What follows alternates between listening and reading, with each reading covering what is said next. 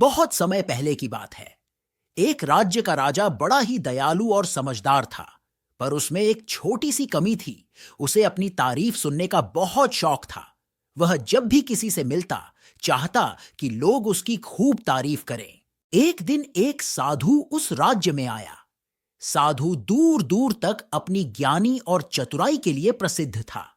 जब राजा को उसके बारे में पता चला, तो उसने साधु को अपने दरबार में बुलाया। राजा गर्व से मुस्कुराते हुए बोला, साधु महाराज, सुना है आप बड़े ज्ञानी हैं।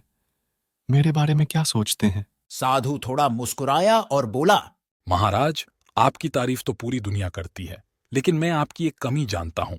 राजा हैरान होकर बोला, कमी? ऐसी कौन सी कमी है मुझ में? साधु मजाकिया अंदाज में बोला, महाराज, आपकी सबसे बड़ी कमी है कि आप तारीफ के बिना एक दिन भी नहीं रह सकते। दरबार में सब लोग चुप हो गए। राजा सोच में पड़ गया। उसने खुद को संभालते हुए कहा, ठीक है, अगर मेरी यही कमी है तो मैं इसे दूर करके दिखाऊंगा। मैं अगले 7 दिनों तक किसी से भी अपनी तारीफ नहीं सुनूंगा। अगर मैं यह नहीं कर पाया तो तुम जो मांगोगे मैं दूंगा। साधु हंसते हुए कहा।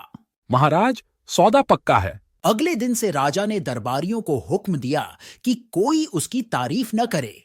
लेकिन दिन गुजरते ही राजा बेचैन होने लगा। उसे कोई भी कुछ अच्छा नहीं कह रहा था। तीसरे दिन तक तो उसकी हालत और खराब हो गई।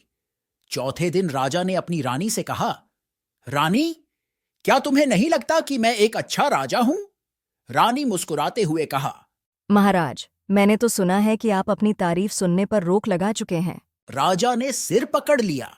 अब उसे समझ में आ गया कि साधु ने ये तरकीब क्यों अपनाई। जब राजा का 7वां दिन पूरा हुआ, तो 7वें दिन राजा ने साधु को दरबार में बुलाया और फिर राजा हंसते हुए बोला, साधु महाराज, आपने मेरी आंखें खोल दी। मैंने समझ लिया कि खुद की तारीफ पर खुश रहना बेकार है। असली खुशी तो दूसरों की सेवा और सच्चे काम में है। साधु मुस्कुराते हुए बोला, महाराज, आप सच्चे राजा हैं, जिसने अपनी कमी को पहचान लिया, और यही सबसे महान होती है। राजा ने साधु को खूब सम्मान दिया और राज्य में घोषणा करवाई कि अब हर किसी को अपनी अच्छाइयों से ज्यादा अपनी कमियों को पहचानने की कोशिश करनी चाहिए। इस कहानी से हमें यही सीख मिलती है कि आत्ममुग्धता में जीने से बेहतर है अपनी कमियों को समझकर उन्हें सुधारना।